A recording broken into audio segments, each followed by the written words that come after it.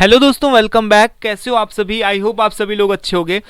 जैसा आप सभी को पता है कि हम लोग बात कर रहे हैं इन दिनों पर इनोवेशन एंड एंटरप्रेन्योरशिप की, जिसमें से आज का हमारा टॉपिक है चैलेंजेस फेस्ड बाय एंटरप्रेन्योर्स। जैसा आप सभी को पता है कि लास्ट वीडियो लेक्चर के अंदर हम लोगों ने कई बार एंटरप्रेन्योर्स कौन होते हैं, एंटरप्रेन्योरशिप क्या होती है ना, इसके अलावा क्या क्या एडवांटेजेस होते हैं, क्या क्या उनके फंक्शंस होते हैं एंटरप्रेन्योर्स की, इन सभी चीज़ों को हम लोगों ने वन बाय वन हर एक वीडियो में डिस्कस करके रखा हुआ है। तो आज की इस वीडियो में हम लोग चैलेंजेस को भी देखेंगे कि कौन कौन से ऐसे चैलेंजेस होते हैं जो कि एंटरप्रेन्योर्स को फेस करने पड़ते हैं। बहुत सारे ऐसे चैलेंजेस होते हैं। जैसे कि हम एडवांटेजेस की बात करें तो एंटरप्रेन्योर्स को बहुत सारे रिवॉर्ड्स भी मिलते हैं, बहुत ज़्यादा वो जॉब्स को क्रिएट करते हैं, उनको काफ़ी अच्छी पॉपुलैरिटी मिलती है, उनकी काफ़ी अच्छी नेटवर्किंग कनेक्शंस बहुत अच्छे बन जाते हैं। तो ये सारे एडवांटेजेस होते हैं। बट ऐसा नहीं है कि सारी अच्छी चीज़ें ही होती हैं, एंटरप्रेन्योर्स को बहुत सारे चैलेंजेस को भी फेस करना पड़ता है। तो एक बार हम यहाँ पर बता देते हैं कि एंटरप्रेन्योर्स बेसिकली वो पर्सन होते हैं, the person you can say an individual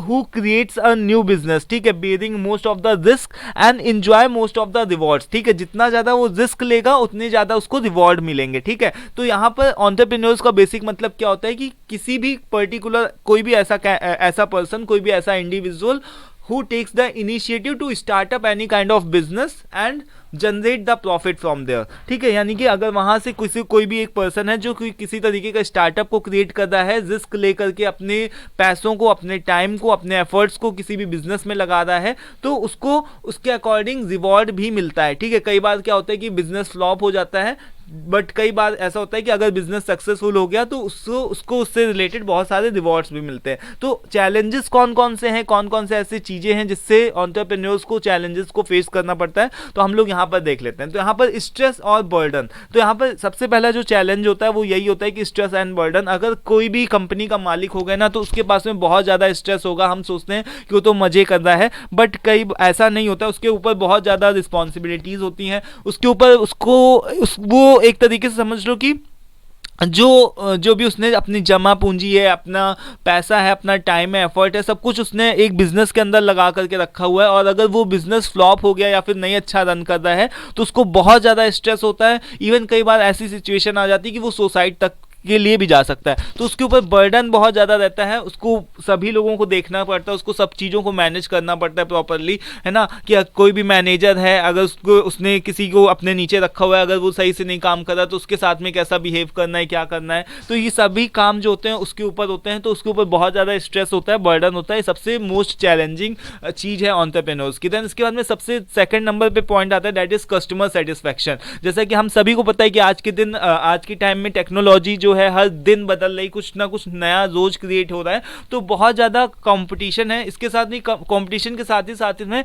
जो कस्टमर का सेटिस्फैक्शन है ना, वो बहुत ही ज़्यादा एक्स्ट्रा लेवल हो चुका है। यानी कि कस्टमर जो है जब तक सेटिस्फाई नहीं होगा तब तक वो आपके प्रोडक्ट को नहीं खरीदेगा। तो कस्टमर का सेटिस्फैक्शन को मेंटेन करने के लिए भी उसके ऊपर काफ़ी ज़्यादा स्ट्रेस होता है, ठीक है, बर्डन होता है। देन इसके बाद में थर्ड नंबर पे आता है कि marketing and branding. So marketing, if we talk about marketing and branding, so it also impacts lots of challenges. If we talk about challenges की हम बात करें तो मार्केटिंग करना, या कोई भी तरीके का अगर उसने नया प्रोडक्ट को लॉन्च किया तो उसकी मार्केटिंग करो, उसकी ब्रांडिंग करो, उसके लिए अलग अलग तरीके के टैक्स होते हैं, ठीक है। पॉलिटिक्स में कई बार तो घुसना पड़ता है। तो इस तरीके के चैलेंजेस को भी एंटरप्रेन्योर्स को बहुत ज़्यादा फेस करना पड़ता है। देन उसके बाद में प्रोडक्ट का डेवलपमेंट करने के लिए उसके बहुत ज़्यादा इनोवेटिव आइडिया की जरूरत होती है। उतना क्रिएटिव माइंडसेट होना चाहिए एंटरप्रेन्योर्स का, ठीक है, कि वो उतना अच्छा सोच सकें और उसके साथ ही साथ में उतना अच्छा इनोवेट भी कर सकें। इनोवेशन करने के लिए ऐसा तो है नहीं कि अगर प्रोटोटाइप बनाना है तो ऐसे ही बन गया प्रोटोटाइप बनाने के लिए बहुत सारे रिसोर्सेज लगते हैं, बहुत सारा पैसा लगता है,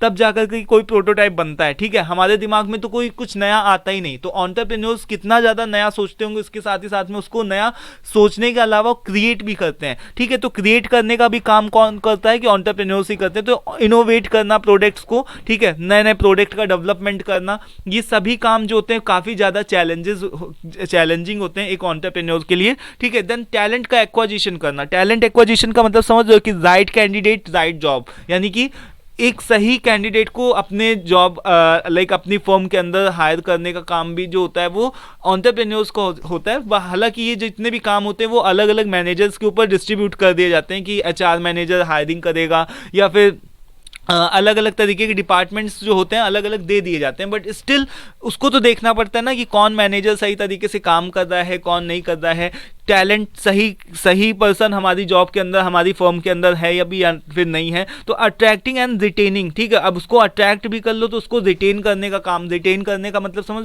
उसको बना करके रखो। एक बार अच्छा कोई आ भी गया आपकी फर्म के अंदर तो ऐसा नहीं कि वो चला भी जाए, ठीक है, उसको मेंटेन करके रखना, उसको अलग अलग तरीके से मोटिवेशन देते रहना, अलग इन टर्म्स ऑफ मनी, ठीक है, अलग तरीके से उसको रिवॉर्ड्स दो, अवार्ड्स दो, इस तरीके से उसको मेंटेन करने का काम, रिटेन करने का काम, यानी कि वो बना रहे आपके ऑर्गेनाइजेशन के साथ में। अगर कोई एक अच्छा आ चुका है तो आपके साथ में वो आपके साथ बना रहे। तो ये भी काम जो होता है वो भी काफ़ी ज़्यादा चैलेंजिंग होता है कि लोगों को देखना कि कोई कौन अच्छा काम कर रहा है, कौन नहीं कर रहा है। अगर नहीं अच्छा काम कर रहा तो उसको फायर करने का काम, हटाने का काम, ठीक है, और अच्छा काम कर रहा तो उसको मोटिवेट करने का काम, उसको और भी ज़्यादा अवार्ड्स और रिवॉर्ड्स देने का काम। ये सब भी काम क्या होते हैं, काफ़ी ज़्यादा चैलेंजेस से भरे होते हैं। देन अडेप्टेबिलिटी टू चेंज, कई बार ऐसी सिचुएशन आती है कि हमको बहुत ज़्यादा चेंजेस करना पड़ता है। जैसे कोविड के टाइम में बहुत सारे ऐसे बिजनेस थे जो कि अपने आप को आगे लेकर के चले गए, क्योंकि उन्होंने अपने आप को अडॉप्टेबल बनाया है ना, अडेप्टेबल बनाया, यानी कि उन्होंने सिचुएशन के अकॉर्डिंग अपने आप को चेंज कर लिया, टेक्नोलॉजी के अकॉर्डिंग, लाइक जो भी नई मार्केट के अंदर टेक्नोलॉजी आई तो उसके अकॉर्डिंग चेंज कर लिया। तो वो क्या हो गया कि मार्केट के अंदर सस्टेन है, बट बहुत सारे ऐसे हैं जो कि नहीं कर पाए, तो वो क्या हो गए, फ्लॉप हो गए, है ना। देन इसके बाद में फाइनेंशियल भी बहुत ज़्यादा कंस्ट्रक्शंस बने रहते हैं, बहुत ज़्यादा फाइनेंशियल रिलेटेड इशू भी रहते हैं कि कहाँ से पैसा आएगा, क्या आएगा। अगर मान लो बिजनेस नहीं चल रहा है, स्टिल सबको सैलरी, जो फिक्स सैलरी है वो तो देनी ही देनी है। तो ये सारे काम भी एंटरप्रेन्योर्स के होते हैं, वो चैलेंजेस से भरे होते हैं। देन मार्केटिंग का कंपटीशन, जैसे मैंने बताया कि competition, market is full of competition, हर जगह हर दिन कोई अपना नया प्रोडक्ट लेकर के आ रहा, तो ये भी काफ़ी चैलेंजेस से भरा हुआ काम है। देन इसके अलावा बहुत ज़्यादा अनसर्टेनिटी होती है, बहुत ज़्यादा रिस्क होता है, पता नहीं कब कौन सा नया चैलेंज आ जाए या फिर कोई कौन सा दिन आ जाए कैसा भी। जैसे कोविड में देखो कितने ज़्यादा लोगों को पता ही नहीं था कि इस तरीके का भी सिचुएशन आ सकता है ना। तो इस तरीके की सिचुएशन में अपने आप को कैसे मेंटेन करना है, तो अनसर्टेनिटी होती है मार्केट के अंदर, और नेचर के अंदर भी अनसर्टेनिटी होती है कि कब कैसा टाइम आ जाए, तो उसके अकॉर्डिंग अपने आप को एडजस्ट करना पड़ता है। तो these are the challenges which is faced by the some of the like entrepreneurs. तो आई होप कि आपको ये सारी चीज़ें क्लियर हो गई होंगी कि बहुत सारे ऐसे चैलेंजेस होते हैं, बहुत ज़्यादा ऐसी समस्याएं होती हैं जो कि एंटरप्रेन्योर्स को देखनी, चैलेंजेस को फेस करना पड़ता है, ठीक है। तो आई होप कि ये सारे क्वेश्चंस का, अगर ऐसे क्वेश्चन आते हैं तो उसका आंसर आप लिख पाओगे, ठीक है। सो अब नेक्स्ट वीडियो में हम लोग डिस्कस करेंगे कि डिसीजन मेकिंग प्रोसेस क्या होता है, एंटरप्रेन्योरियल डिसीजन मेकिंग प्रोसेस क्या होता है, इस चीज़ को डिस्कस करेंगे। सो आज के इस वीडियो में इतना ही, मिलते हैं नेक्स्ट वीडियो में। Till then take care, thank you and bye.